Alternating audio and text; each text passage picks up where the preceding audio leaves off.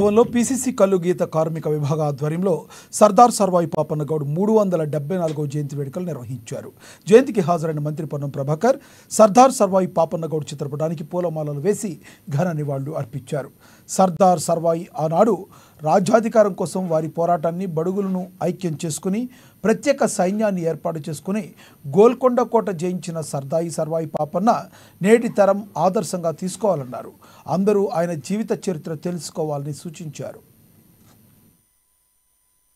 సర్దార్ సర్వాయి పాపన్న 374వ జయంతి సందర్భంగా ఈ రోజు తెలంగాణ రాష్ట్రంలో ఉన్నటువంటి బడుగు బలహీన వర్గాలందరూ ఆలోచింపజేసే దినం. ఆనాడు రాజ్యాధికారం కోసం మరి ఒక పోరాటాన్ని బడుగులను ఐక్యం చేసుకొని ప్రత్యేక సైన్యాన్ని ఏర్పాటు చేసుకొని గోల్కొండ కోట జయించినటువంటి సర్దార్ సర్వాయి పాపన్న ఈ రోజు ఉన్నటువంటి తరానికి ఆదర్శం. అందరూ కూడా అతని జీవిత చరిత్ర తెలుసుకోవాలి. బడుగు బలహీన వర్గాల ఐక్యతకు సంబంధించి కావచ్చు, లేదా ప్రజాస్వామ్యంలో ఆనాడు సైన్యంతో పోరాటం చేయాల్సిన పరిస్థితి ఈ రోజు ప్రజాస్వామిక పద్ధతిలో కలము, జ్ఞానము, విజ్ఞానము సంపాదించుకొని ఓటు ద్వారా ప్రజాస్వామిక పద్ధతులల్లా ముందుకు సాగాలని ఆకాంక్షిస్తూ వారి ఉద్యమ స్ఫూర్తి అందరికీ ఒక మార్గదర్శకత్వం కావాలని, వారందరికీ ఒక ఆరాధ్యంగా వారు పోరాడిన విధానం మనందరం కూడా ఈ రోజు మార్గదర్శకత్వం తీసుకోవాలని ఆకాంక్షిస్తూ మరొకసారి మా అందరికీ మార్గదర్శి అయినటువంటి సర్దార్ సర్వాయి పాపన్న గారి జయంతి వేడుకలు గాంధీ భవన్ లో